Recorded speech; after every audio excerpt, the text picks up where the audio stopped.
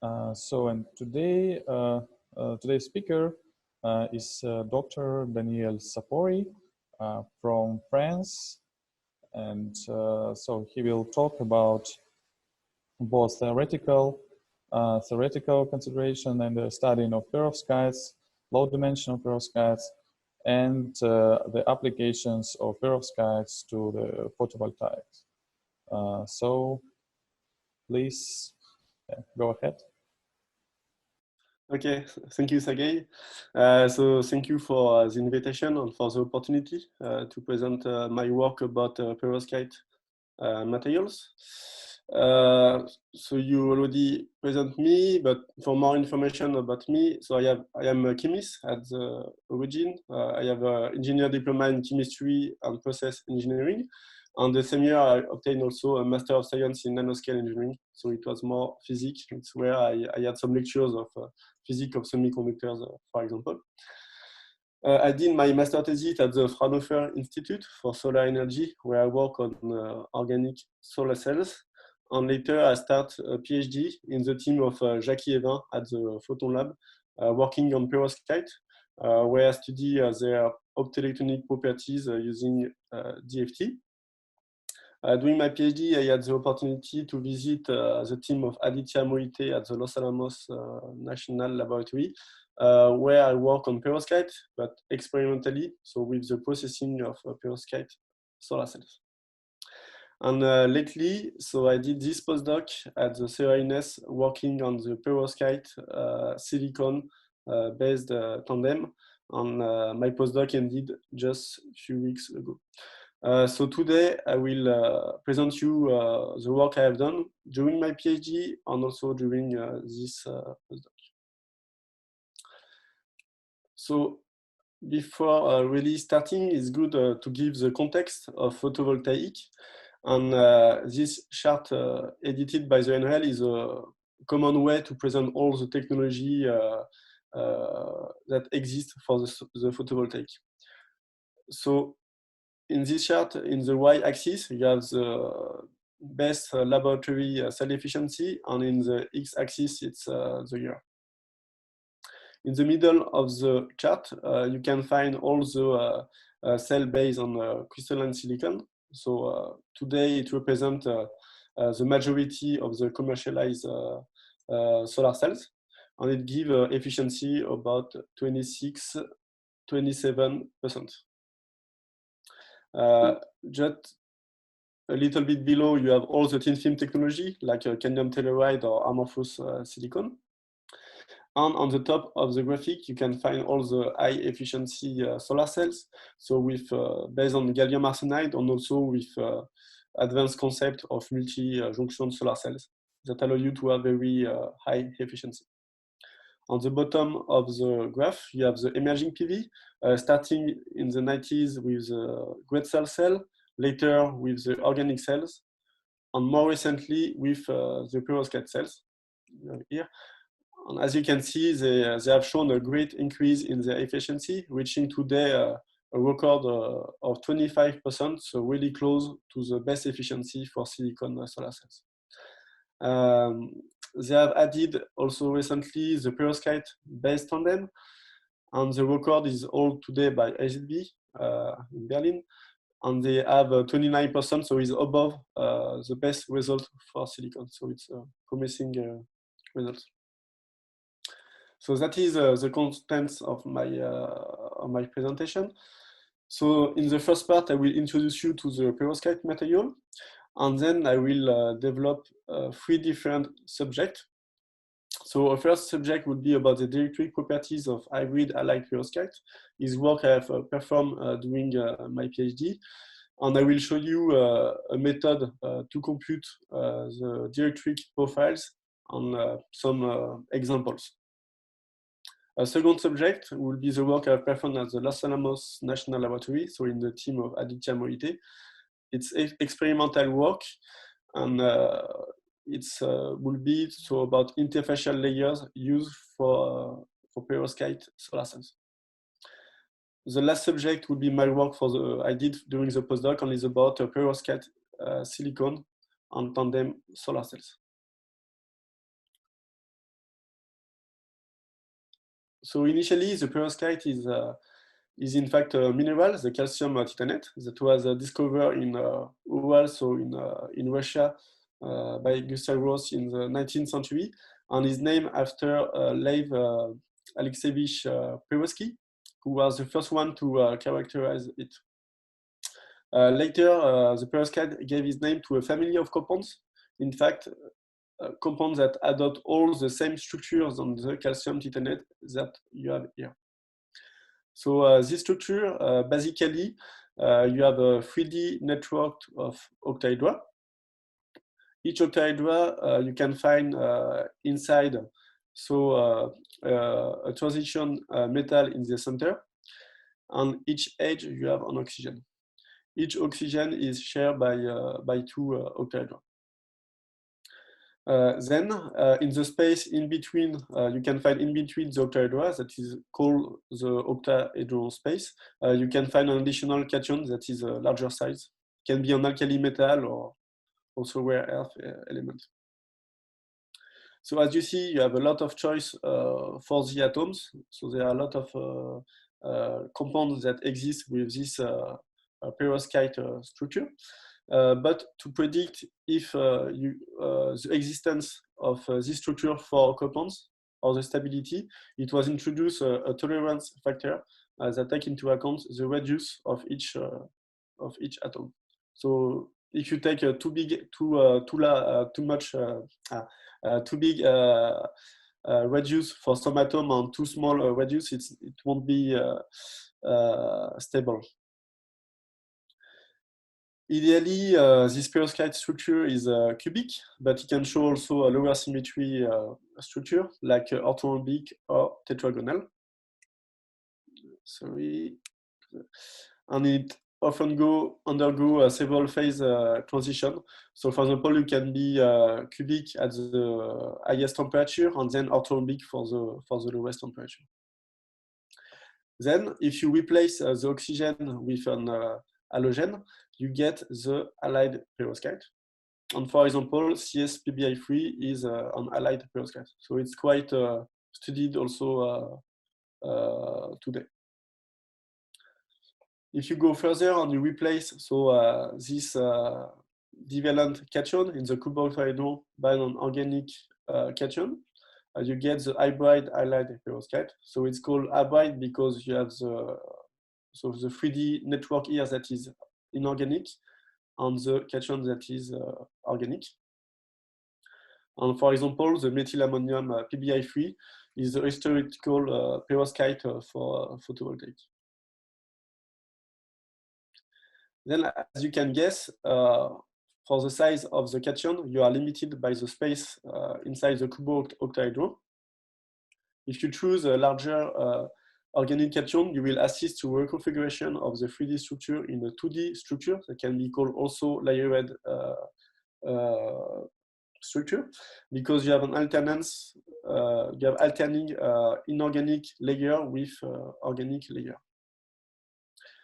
There is also, so this 2D material exhibit, they were already studied in the 90s and also in 2000, and exhibit nice optoelectronic properties like a photoluminescent size at room temperature. So you have an intermediate material that is the 2D, 3D, because you can increase the number of layers of the inorganic part. So here you have only 2, but you can have also have 3, 4, maybe 5. And then, as you can guess, you will have intermediate properties between the 3D material and the 2D material. So you have seen that this family of perovskite is a very large family. So you have on one side oxide perovskite. They are already well known, and there were already a lot of application like piezoelectricity. And then you have more recently the halide perovskite family that have application in LEDs, solar cells, also detector, or much more others. So now I will switch to the first subject of my presentation. So as I told you, is a work I've performed during my PhD at the Photon Lab in the team of Jacques Evin. And so I will show you a method to compute the dielectric profiles. So first, why the electric properties are interesting for the perovskite? Because at the beginning there was a question about their excitonic properties. In fact, people first trust that there was the excitance of an exciton in this material because there was so this measurement at low temperature, and they find quite a strong bending energy for the exciton.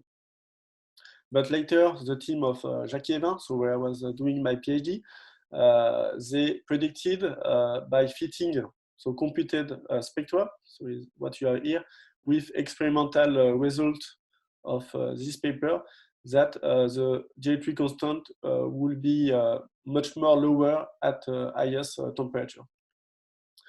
And they associated it by the motion of the organic molecules, and also the vibrational mode of the funnel. So this result was also confirmed by experimental results, like this one in this paper. So with magneto absorption, and they find lower bending energy, so that was under the thermal energy.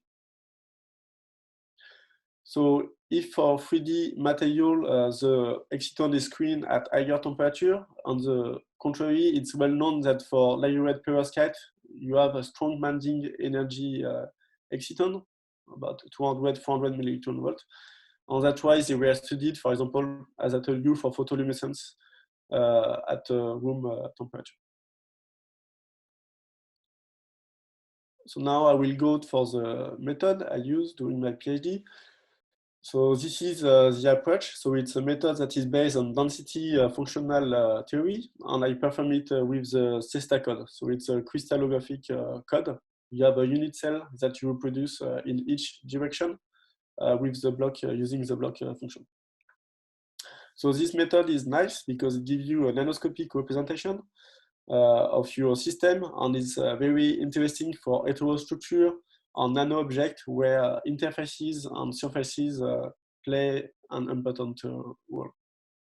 So it goes beyond the usual representation where you just use a microscopic description of the dielectric constant, and you don't know what's happening in between the two materials.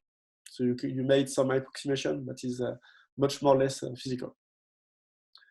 So let's go more into details for the method. So as I told you, the code is a crystallographic code. So generally you have a unit cell that you reproduce in each direction. But for this method, we use not the 3D material, but we use a slab. So it's like nanoplatelet. So in two directions, so here X and Y, you will reproduce the shape. But in the Z direction, you will have a finite number of atoms. So here you see you have only 6 octahedra. So that means here you have vacuum, and here also you have vacuum. So with the code, you can compute the charge density. So as I told you, here you have vacuum, so you have nothing. And the method is based on the fact that you will apply an electric field along the Z axis to induce a variation of the charge density. So this is then the profile you can get of the charge, of the variation of the charge density. So just by making the difference. And then, so that is a raw profile. If you want to have a physical interpretation, you need to do a nanoscopic average to get a nanoscopic profile. Then by integration, you get the induced polarization, and later the dielectric constant. So now I will show you some result I get for hybrid halide perovskite with this method. So starting with the high frequency dielectric profiles. So it's high frequency, that means we take only the electronic contribution for the relaxation of the system when we apply the electric field. So this is what we get for the 3D material. So here it's 8 octahedra. And if you increase the number of octahedra, you will see that in this zone, you will be constant. So in fact, at the middle, you can find the bulk dielectric constant of MAPBA3. So here we measure a computed value of 5.6, it was really close to the 6.5 experimental value that you can find in the literature. But now, if you do the same with a 2D material, as you will see, you will have a contrast of the dielectric constants between the high frequency dielectric constant in the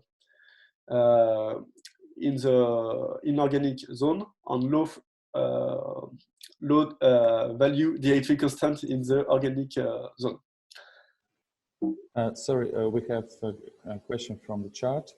Yes. From Iorsh. So Ivan, can you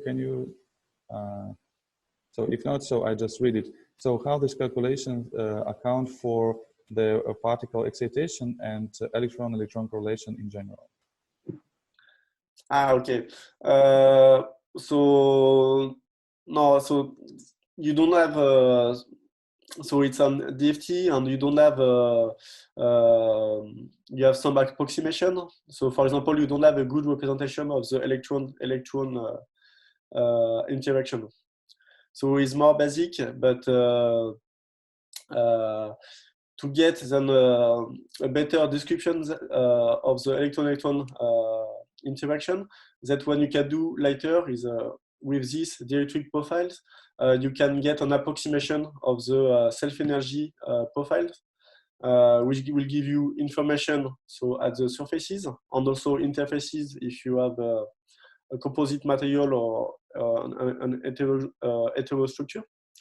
But it's you have some approximation because it's if not it will be too much computing demanding. So I don't know if I answer well to the question or not. Yeah, I was curious because like in 2D, the electric permittivity is hugely affected by two particle excitations, such as exit dots. Even if you are working in the bulk reach viewing electron-electron correlations through the GW or something like this, you get quite substantial shift of all the dielectric properties. It's curious that in the case of perovskites, it seems that the effect is not that large. So right? You can. So I think if because it's work I performed so 3 years ago, but I think so. For us, what we see is that we get this value, so it's very close to the experimental value. But I think it's some work of Filippo De Angelis, and I think the dielectric constant, so for the infinite they get, was about the same. So we are very close. And still, so, yeah. Cool. Thanks. Thanks. Yeah. Yes. So I think it's a good. Of course, it's not perfect, but so that is for the high frequency dielectric constant, and it was close to what we get for the experimental value. So that means in a way it gives you quite good representation, even if it's not perfect. And then later I will show you some static dielectric constant, and this one were also close to what you get for the experimentally. So I think it seems for us that it was a good representation for the dielectric constant, but maybe it can have, of course, some influence, little influence maybe in the value. But it's not possible with this method. If you want to take all this interaction, it will be too much computer demanding. And I mean also is not the aim, because what you want to see also, because this is just an example to show you for the 3D material, but what is interesting for this method is all with the heterostructure, like the 2D materials that I will present now. And you will have a larger system, so much more atoms, and it will be much more difficult to compute. So you need to do some approximation. So now, okay. So if you do the same with the 2D material, so as I told you, you have the contrast of dielectric constant, and if you do for the 3D material, the zone with the higher dielectric constant is simply larger. Now about the organic zone. So we saw that for this 2D material, we have this value of the dielectric constant. But if you choose some other organic molecule like aromatic, you will increase a little bit of the dielectric constant. And if you take a longer length of the cation, you will simply increase the zone with a lower dielectric constant. So I told you this was infinite electric high frequency dielectric constant, so taking only into account the electronic contribution, but you can take also other contribution like the ionic contributions. So basically you will let the lattice move when you apply the electric field. And here you can see the effect you have when you apply in this direction the electric field. So for some halide lead bond, you will increase the length and you will decrease the length for others. So you will simply polarize each octahedron. So now if we look, if we compute so the dielectric constant with the method I have shown you, this is the result. So as you can see from the high frequency that is in red here, I showed you just before, when you add the ionic contribution, you will have a great increase in your dielectric constant. And in the middle, where you can find the bulk-like dielectric constant, for the static, you get a value of 22. So it's a 4-time increase. But what is really interesting is that if you do the same for the 2D material, the increase will be much more less, only by 2, and you reach a value of 0.5.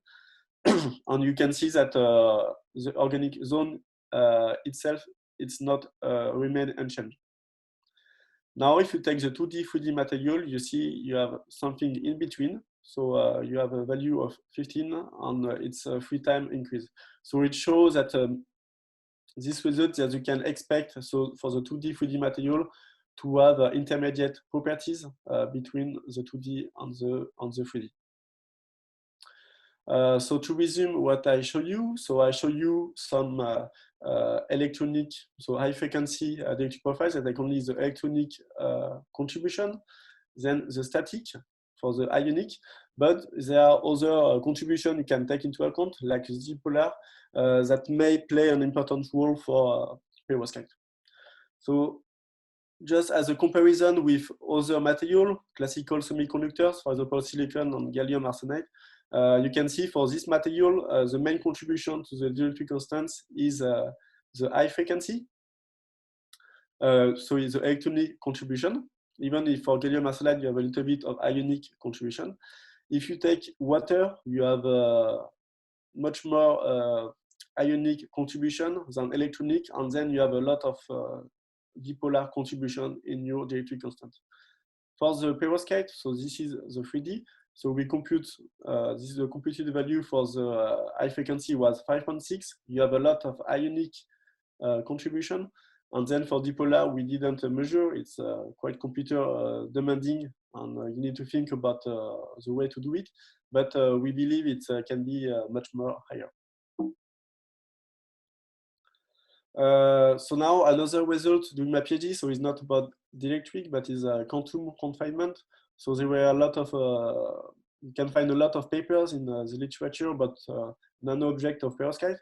And this one is quite nice because they study nano platelet of perovskite. So it's quite close to what we were doing with slabs. And they observed when you reduce the number of nanoplatelet, you have a blue shift in the photoluminescence. So it's a result we can find in our simulation. So don't look at the bandgap energy here, it's not corrected. But we had an increase when you reduce the number of layers of the perovskite. So that was so the subject about dielectric properties. Now I will move to the second subject, that is about interfacial layer for perovskite by solar cells. It's work I've performed at the Los Alamos National Laboratory. And one aim of my work was to implement a new technique to deposit some interfacial layer. It was a spray pyrolysis technique. So I will show you this technique and some results. So just before, one way to show how perovskite cell work, you have way is to represent this energy level diagram. In the middle, you can find all some perovskite material. And as you can see, if you play on the chemistry, so you change the atoms, you can change the band gap energy of this material. For example, if you go for a smaller halogen for the classic perovskite, so MaPbI3, so you have 1.5 electron volt. So it's for this paper, they say that. But if you go for smaller, you will increase the band gap to 2.3 electron volts. So your light arrive, it's absorbed by this material, and then how do you separate the charges? How do you collect the charges? So for the perovskite cell, the driving force is made by using two different transport material with two different work functions. So you have one, it will be an electron transport material that will let the electron go, but will block the holes. And the other one will be a hole transport material that will let the hole go and block the electrons. In the result I will show you, I work mostly with MaPbI3, so the historical and basic perovskite. And I will show you results about nickel oxide and spirometal as hole transport material, and PCBM and TiO2 as electron transport material. Here you have some perovskite solar cell architecture. So it's a two main architecture you have for perovskite. You have the standard structure, where you have first on the substrate the electron transport material, then the perovskite, and then the hole transport material. So historically, this structure comes from the great cell. Because in the great cell, so the last one, there was some solid state, and they were using some mesoporous TiO2. And historically, for the perovskite, it was with mesoporous TiO2, and even the best efficiency are obtained with mesoporous TiO2. So on the contrary, the inverted structure, so you just inverse the two transport material. This one comes from the organic research, where you can find so classic material used with organic solar cell, like a P dot for the hole transport material, and PCBM or C60 for the electron transport material. So I will show you result with these two structures, with one electron transport material that I deposit with pre-pyrolysis technique, and one with hole transport materials that I deposit with the same technique. So I show you now this technique, so the pre-pyrolysis technique. So basically, you spray on your substrate a solution. To spray it, you use an ultrasonic nozzle. So the ultrasound allows you to have a very small droplet of your solution to nebulize it. This nozzle is lie on the 3-axis robot. We allow you to spray on all the sample you want. On your substrate is on the hot plate. Like that, you can evaporate the solvent and also allow the conversion of your chemical precursor. So this technique has a number of advantages compared to other deposition techniques. One is that you have all the elements you want in the solution, so the precursor, of course, but also you can add some dopants. You don't need a vacuum, and you can use a moderate temperature, let's say up to 500 degrees.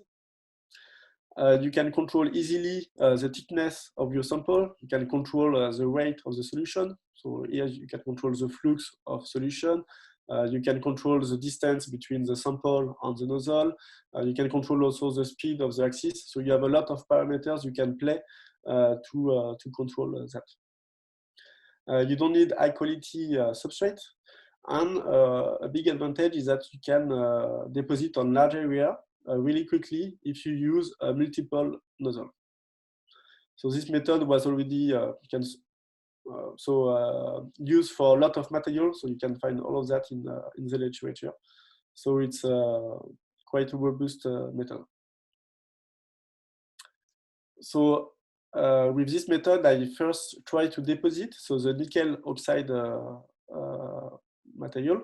So this one is so all transport material in the inverted structure. And to deposit it, for the spray solution, I use this precursor, so the nickel acetate tetrahydrate with lithium perchlorate at the plant. It was very low concentration, so 0.01 molarity on water, so it's nice solvent, let's say, for deposition. And for the result I will show you, so there are three different conditions. So it's the substrate temperature to allow the conversion of your chemical precursor. So it was 280 degrees, 450 degrees, or 280 degrees, followed by an additional annealing step at 450. Let's go to the results. So we analyze the layers with X-ray diffraction. You have here the diffractogram. So this is what we obtain at 280 degrees. But when we look for the sample at 450 degrees, we start to see the apparition of some bulk peaks that are characterized to the space group we are looking for nickel oxide. For the 280 followed by green, it was even more resolved peak.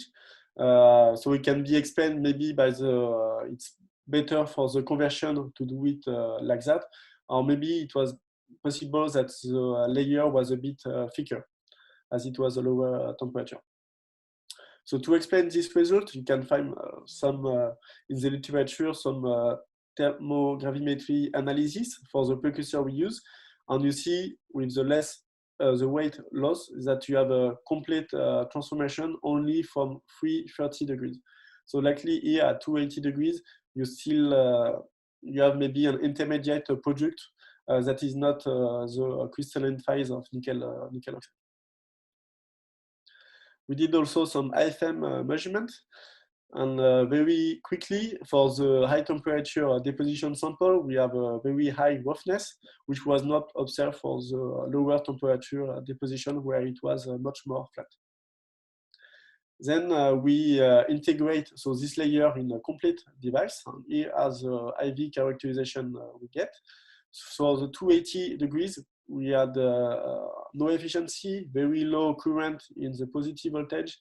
That maybe explains that we have a resistive layer is not nickel oxide. For the sample deposit at 450 directly, we had a lot of chance, and that may be explained by the roughness we observe with IFM measurement. But we could get something working, doing in two steps. So the deposition at a lower temperature followed by an annealing, and we get 10% efficiency. Now I will show you results for another material we deposit with this technique. So it was TiO2 in the standard structure. So the aim to work with this material was double. First, we wanted to know to deposit it with this technique of spray pyrolysis.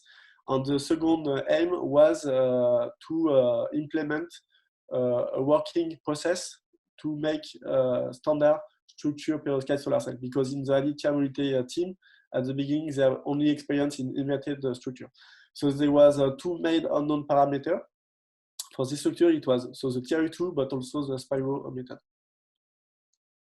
So this is the spray parameter. So we use this precursor that is quite well known to deposit with spray pyrolysis TiO2.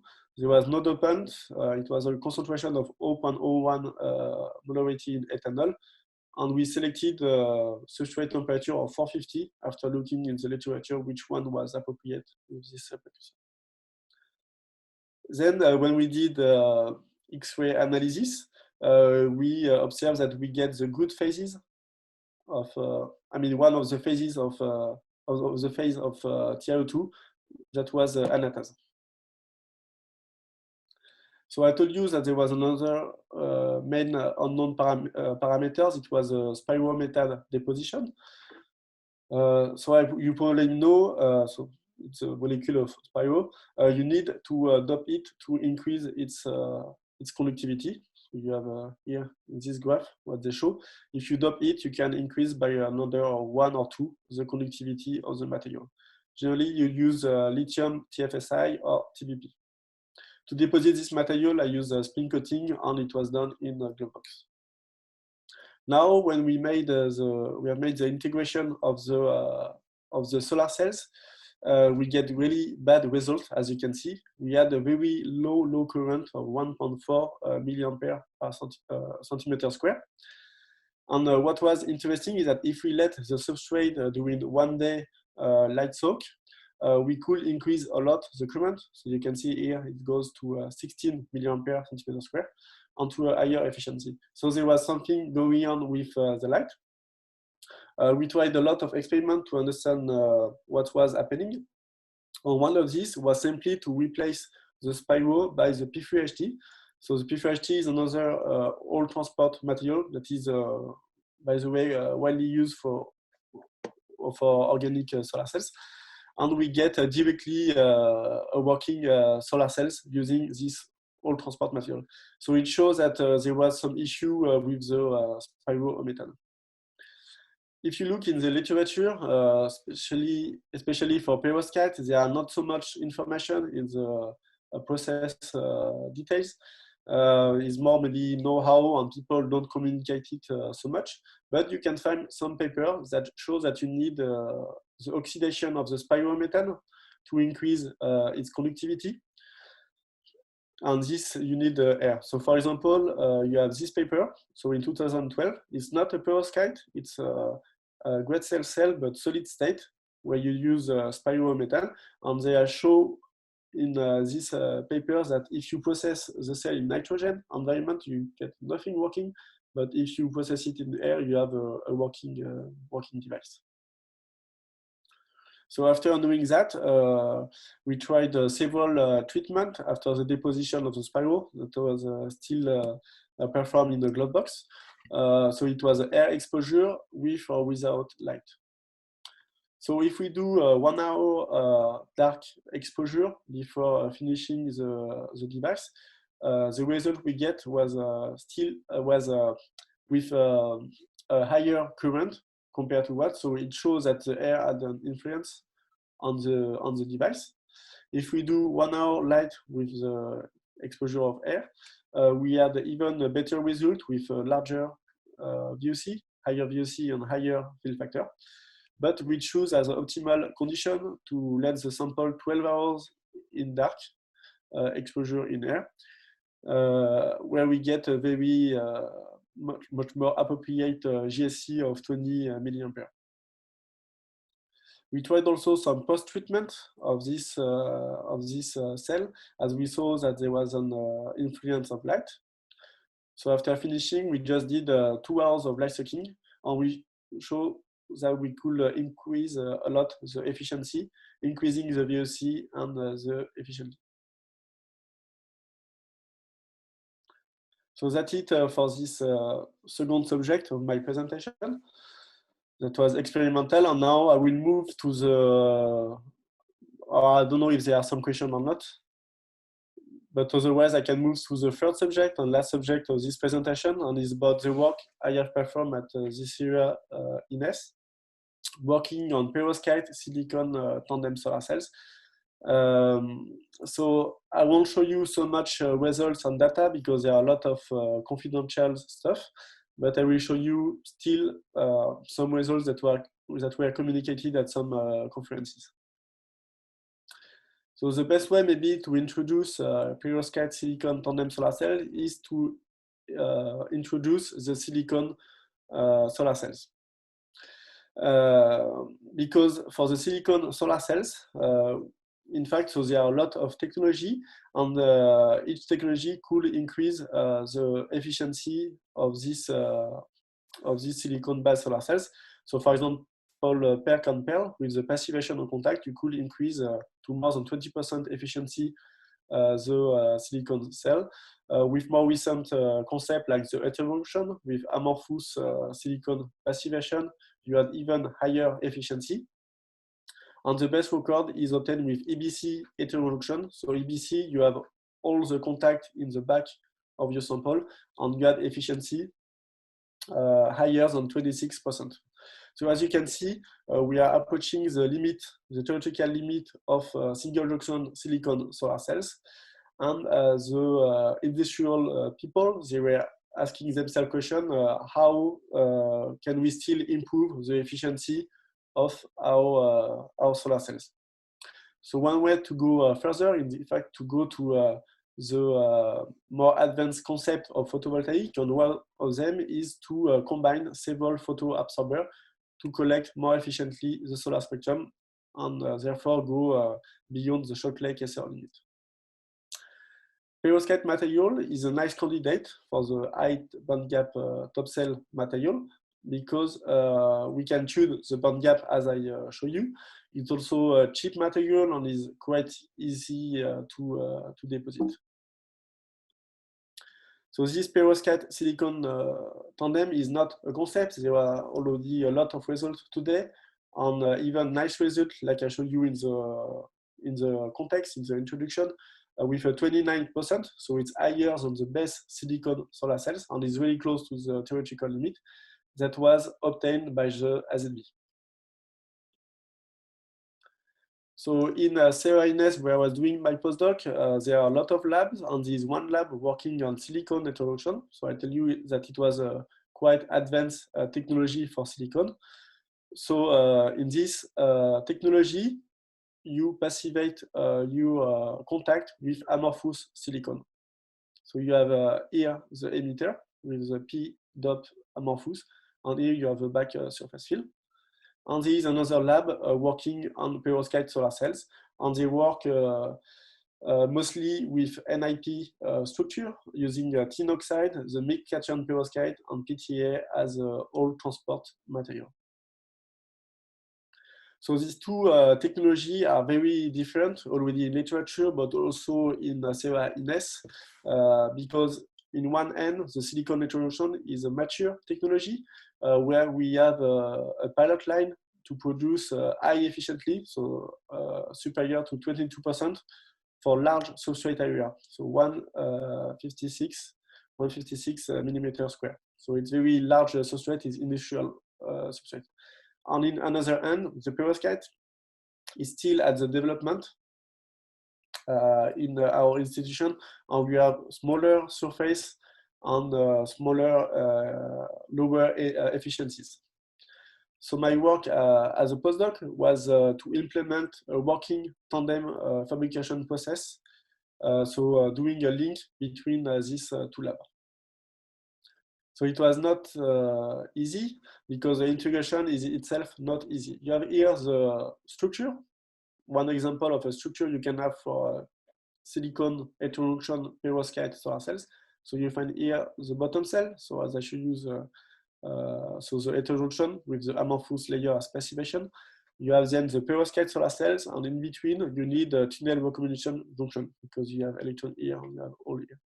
So one big difference already that makes the integration not easy is the different thickness of the cell. For the silicon solar cells, you are about 160 micrometers, but for the perovskite solar cells, you are 200 times lower, so under 1 micrometer.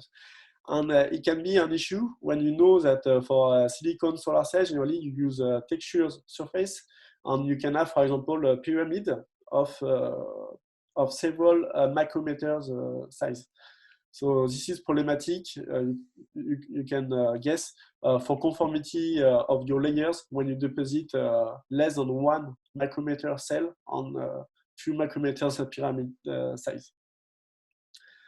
So this one is a PEN structure. So you have the emitter in the rear here. So then the HTM, ETM, but you can have also the NIP structure where the emitter is in the front surface, and then the ETM and HTM. So of course you have to work on the integration of semi-transparent material. So TCO integration here on the top. You don't want to make a degradation of your HTM, ETM, so you have to work on the temperature, but then you want also good properties, optical properties, and electrical properties. You have to make some work on the perovskite layers. So for example, in the case of heteroduction solar cells, you cannot heat up your substrate to a too high temperature because you don't want to crystallize your amorphous material. So for example, you cannot deposit a TiO2 layer at a temperature of 400 degrees is too much. So you have to make some work on it. And there is some challenges to deposit the layer you want. You can make some work also on the tunnel junction. So you can work with ITO, for example, TCO, so for the simplest layer, but you can also work with kind of silicon tunnel junction. Daniela, so yes. may I ask a question about the perovskite layer? Yes. You showed in the previous slide that it should be mixed anion or perovskites. I guess for better matching of spectra of absorption spectra and for VOC matching. But as for after mixing anions, you immediately would face a segregation effect under sun illumination. So, and my question is how you like stabilize the perovskite, this mixed anion perovskite. To stabilize it, okay. So I can answer it quickly because we use. So for the perovskite, we don't use the optimal one. We use about 160 electron volt perovskite, so it's quite the basic perovskite, and you don't have normally you don't have so much phase segregation. But it's true if you want to go for a higher bandgap perovskite, where you want, for example, 1.7 or 1.8 electron volt, you have to add much more bromide to increase the bromide iodide ratio, and here you can have then some light segregation issue between the bromide rich region and the iodide rich region. It's something, some work that is going in Sera. I cannot give you too much information, but in literature you have already some papers where they manage to stabilize this higher bandgap perovskite. But then I can have also another answer for your question, and I will just in less than 1 minute. I will just finish that, and I will show you. So you can play also on the texturing, as I told you, of your silicon precursor. So you can be polish, for example, in the front side to facilitate the deposition of your perovskite layer. In the back side, maybe you will be texture. So there are some work to do here. You have to do some work on the metallization because you don't want to degrade your layers, your perovskite layers. And then another question is the bifaciality. So that is the answer I can give you also about the bandgap perovskite. Is that if you work with bifacial cell, you will have also an input of current for your silicon part from the bottom. So maybe you can work with a lower bandgap energy perovskite for the current matching. So this is a possibility and something to study, I would say. There is a question from the chat. So can we texture perovskite in tandem? Can we what? Texture perovskite? Perovskite in tandem. So can it be textured? I think the problem is that perovskite is very small area, no? So very small thickness. So I think no, you don't texture it. It's and I think optically you need maybe to be micrometer, so you cannot texture it. I would say likely not. But in a way, it's not completely true because you have some papers in tandem where they manage to deposit the perovskite layers on textures silicon precursor. So in a way, your perovskite will be not completely flat and will follow the texture. So maybe it's a way to say that the perovskite is textured, but otherwise you cannot texture it. I will say if you don't want to texture your front side silicon, what you can do is add some other tools when your cell is finished. So for example, people are working with some texture foil you add, like a PDMS foil, and this allows you to improve your all about the optic. Okay. Yes. So then, of course, you have to optimize each layer on interfaces. And I say, Sergey, you have a current matching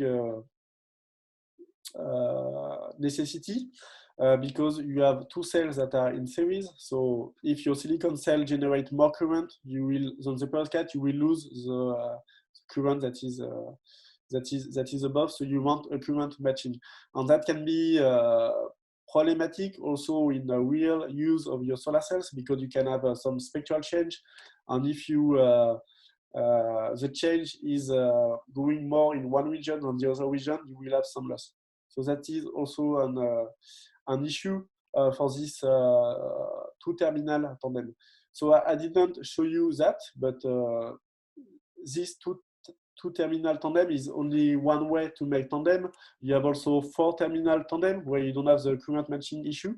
And you have also more advanced tandem that is a three-terminal tandem. So it's like you have an IBC for the silicon. So you have two contacts here and you have one contact here.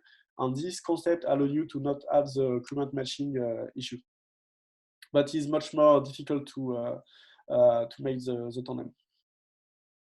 But you have already some results in literature. You have one nice experimental result about that. So as I told you, I won't give you too much information, results about what I did, because it's confidential and I'm not affiliated anymore to CIE. But that is basically the kind of structure we're working on, with tin oxide as ETM, ITO as a recombination junction, mixed cation for the perovskite, and PTA as HTM. So we choose to work with this kind of size substrate and cell design. So it was 5.5 centimeter square and 9 centimeter square cell area. So it's quite large when you look at the tandem literature, where people work with very small surface area. So for the bottom cell, we work, so as it's NIP, it's standard emitter, so yeah, it's in the front. And then we work with polish precursor. So at the front side, we were polish.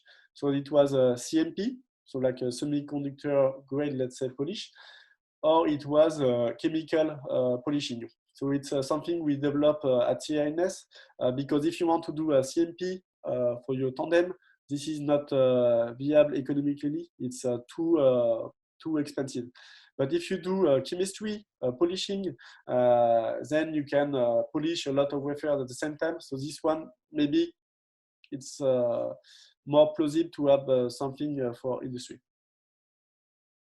For the top cell, so it's NIP cell, and it was with spin coating, we deposit. Even if we are working with other solutions like slot die and evaporation. And for ITO, it was low temperature deposition ITO. For the metallization, we use evaporation or screen pitting. So screen pitting metallization is something I will show you just after, because I had to implement this metallization method for these devices. So I want sorry, there is a question from chat. Yeah. How does work tunnel junction is this kind of device, tandems? In this kind of tandems? Okay, so you have to look for the band theory. So it's true that generally, because the problem here is that you have the electron of the silicon that goes there, then you have all here, the hole of perovskite go here, but you have the electron that go here. So in fact, you have to, in a way, you have to change the electron going from the perovskite part in holes without losses. So the classical way to see that is to use highly doped junction of silicon. So it's, I don't have the band diagram, but it's allow you, because you play with the doping, so then you can adjust the Fermi level, and it allows you to transfer this electron to all. But another way to do that is with ITO, for example, TCO junction, where you put a very thin layer on it, are you likely to have like a tunnel transfer of your charge without losses? So I don't know, but it's better to look at some band diagram if you want some much more explanation about how it's working. But basically, what you want is really to transfer your charge without losing any energy. So it's work you have to perform on your band diagram of all your structure.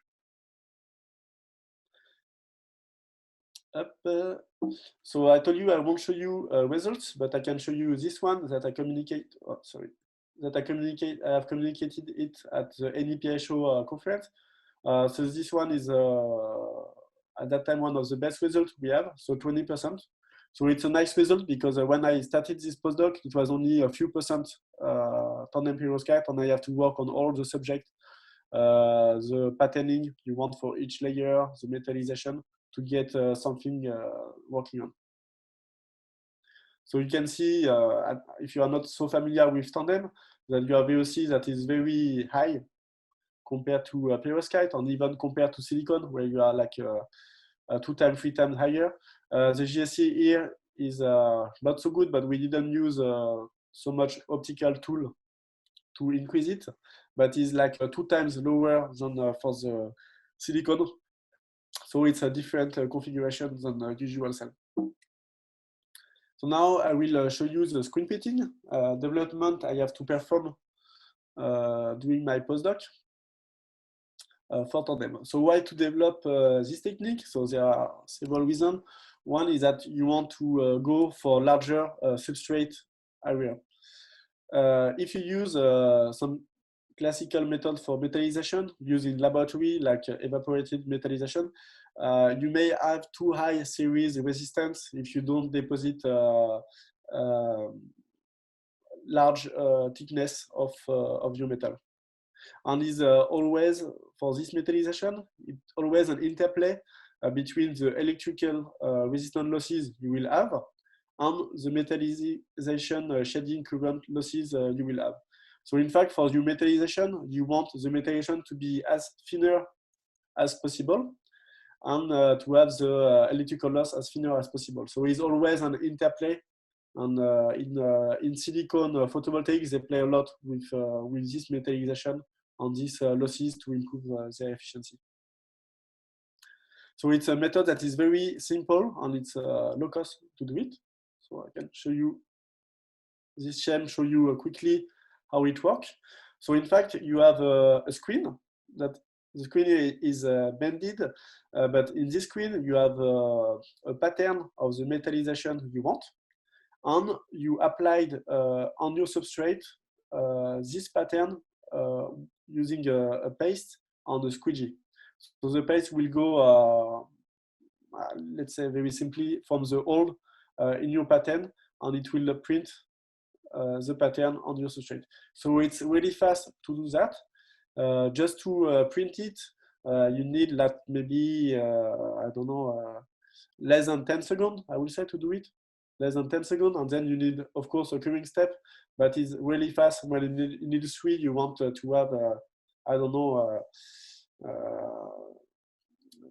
2,000 cells an hour, or I think it's more, 3,000 cells an hour, something about that. So you need a fast technique to do it, and you need it to be low cost. And also, this technology is the one that is mostly used for PV solar production line.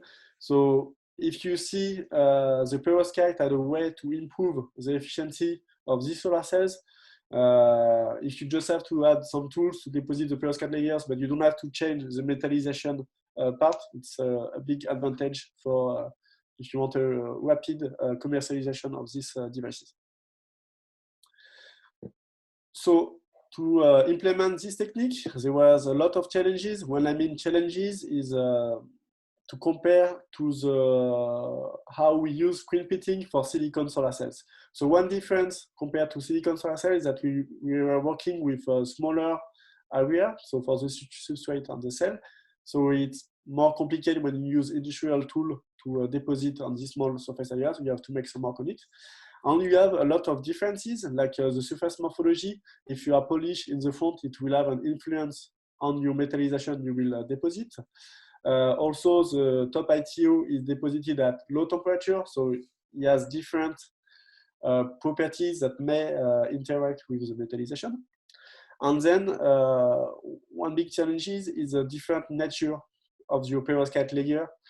If for the silicon is all inorganic, for the perovskite you can have some organic layer like the PTR, and also the perovskite is itself an organic inorganic material. So you can have some incompatibility with the paste, for example, on this layer. So you have to deal with that. And one big challenge is the curing temperature. You need to have a conductive paste, and this curing temperature generally were quite high. If you take like classical PERC silicon solar cells, so homojunction, they are working maybe at 800, 900 degrees Celsius for the curing of the paste. So this curing temperature was decreased for silicon introduction because I told you don't want to crystallize it. Today, the temperature is about 200, 210 degrees for this technology of silicon. But 200 degrees is too much for the perovskite layers, so you have to work on it. Another optimization you have to do is about the design. As I told you, you have in a different configuration compared to silicon. You have much more VOC, you have 2 times less current. So you can go, for example, for this kind of metallization with a higher pitch. So difference between your 2 fingers, and so you will gain in current. So as I show you these images, I take advantage because I think for some people working in lab, sometimes the metallization is not an issue because you don't need it. You have very small surface area, but if you have a large surface area, you need to have some metallization on your active area, and you have some shading loose. So this is something really you care when you go for larger cell. And I will show you just after the literature for some example about metallization for tandem, and you will understand more. So in literature for tandem, I told you people work really with smaller area surface. When I told you it's 29% the best record, it's is for a very small surface area. Here you have some example. The metallization is all performed with metallization, with evaporation. Sorry. So as you see, the surface area is around 1 centimeter square, so it's very small. So you don't care so much if you about the resistance of your metallization because you don't have so much current going through, and you don't have so much losses. As you can see here, you don't care if you have a bus bar or not. But when you go for larger substrate area, you have much more other issue and consideration to take into account to have a good working device. But there was a nice result obtained in the beginning of 2009 by the PV Lab team, CSGM, and they get on a quite large surface area 22% efficiency, and they achieve it with screen printing. So it shows that screen printing metallization is really possible, and maybe is a way to go for the tandem.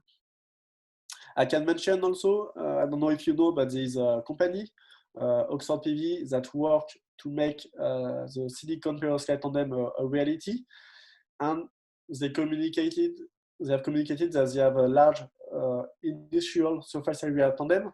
So likely they develop also screen printing for the metallization, but they don't communicate it, about it. So I won't show you so much result, but I can show you, for example, one parameter I have worked with. It's the curing temperature.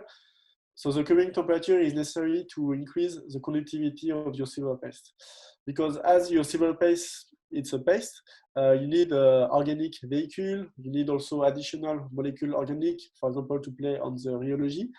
And so this paste is not conductive enough. You need to burn the organic, and also you need to do some sintering of your silver particle. So it's a step that is really important for this technique. So for the tandem, we had several aims. One aim, of course, was to reduce the cooling temperature to have something more appropriate for the perovskite layer.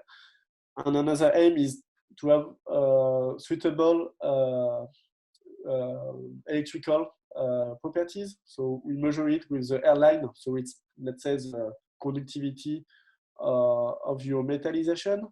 So I told you we are in a different configuration about the tandem compared to the silicon. And because of that, you can allow yourself to have a higher airline, so higher resistivity of your metallization, because you have, for example, less current, you have higher VOC. I won't go much into details. So you have here a graph that shows you these parameters, the airline, with different cooling condition for an industrial pace. So you see this one is much more applied physics because we work with industrial pace, so something that could be used then for tandem. And we look for different temperature and time. So maybe this one is more visible for you. And as we've seen, because this pace normally was used for interruption at a cooling temperature of 210 degrees. And for the tandem, we could reduce this temperature to 140 degrees for a cooling of 10-15 minutes, but also to 160 degrees for a very short time cooling. And this condition is what allow us to obtain a working screen-pitted metallization tandem. So I'm done with these three subjects. So I will make this conclusion. So I show you the Perovskite family. So it's a very large family. It's not new. Sometimes we trust that Perovskite is new for photovoltaic, yes, but there are a lot of compounds, a lot of application. So it's nice to work with. I show you then briefly a part of what I did during my PhD. So a method to compute the dielectric constant. So it's good for a description of heterostructure on nano object. I didn't go too much into details about this dielectric profiles, but we show also in one paper that it allows us to have an estimation of the self-energy profiles. So it's interesting when you work with heterostructure because you have the correction of the self-energy in between the heterostructure. So one way is to, of course, estimate the self-energy with, for example, JW calculation for each of your material, and then you can use this profile self-energy to correct in between the two and understand what is happening. So the dielectric confinement in 2D. Then I show you some experimental results at Los Alamos National Laboratory with the spray pyrolysis technique to deposit nickel oxide on TiO2. And finally, about perovskite for tandem. So this is really important because why to develop perovskite for tandem and not perovskite for directly as a tandem? Today you have a lot of industry to make silicon-based solar cells. So if you can bring them a tool to improve it, it will go much more faster, and they are really interesting. So I think there is a market to be done with this kind of product. And of course, there is a lot of integration already in one cell. Is difficult, but when you add a lot of layers, it's a lot of challenge and a lot of work. And of course, screen printing as metallization. So I am done. I hope it was okay and I was quite clear because it was really different subject. I don't know about your background, maybe it's more physics. For me, my background is a bit physics, but also I'm maybe much more an experimental guy, let's say. So I hope it was quite clear because it's very different subject, but I think it was nice with the time I have to show you a bit about all the work I have performed during my PhD on my project. Okay, thanks a lot, Daniel, for very nice and detailed talk with a lot of interesting information. And so we have some time for some questions. Maybe I will start.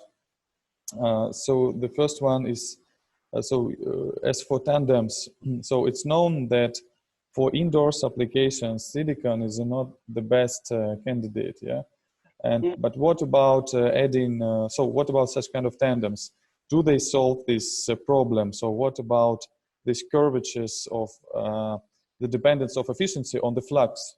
So what happens at lower fluxes if we compare, let's say, pure silicon and tandem?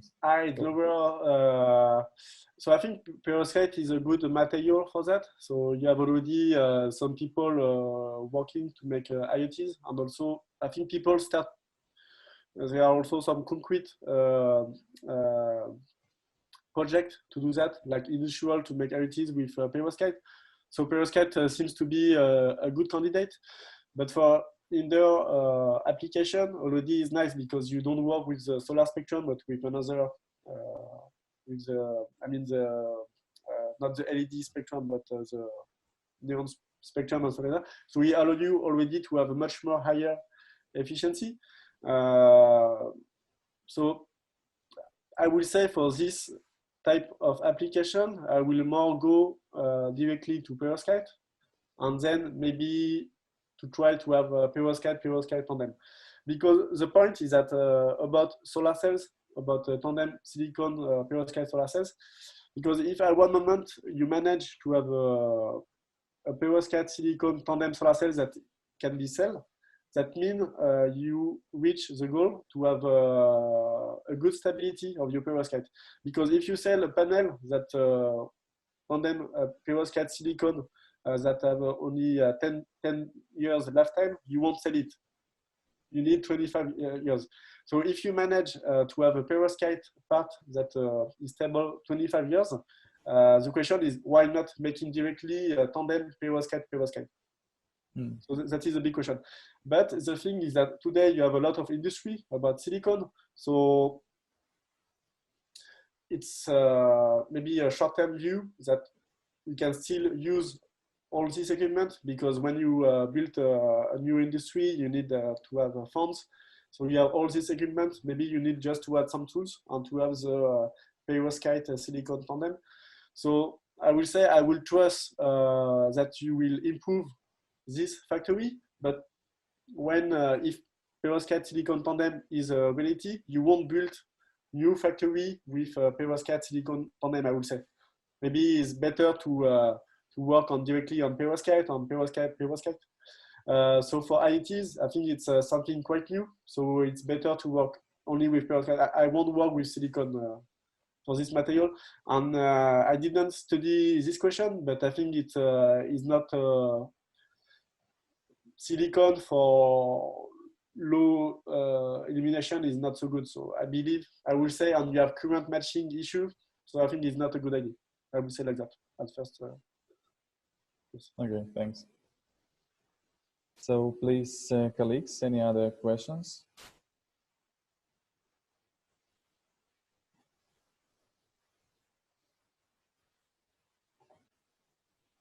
So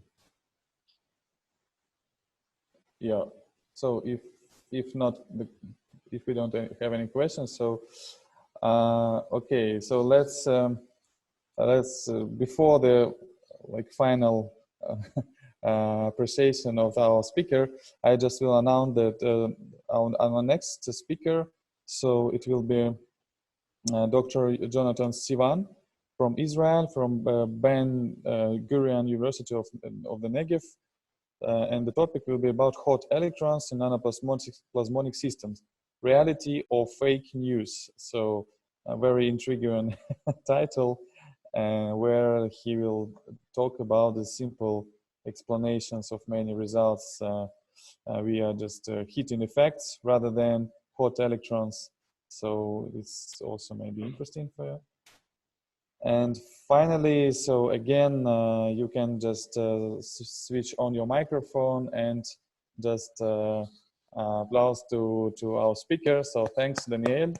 So hopefully meet you in next time in St. Petersburg after the quarantine, and hopefully we can join our efforts to work together on this interesting topic of solar cells and photovoltaics.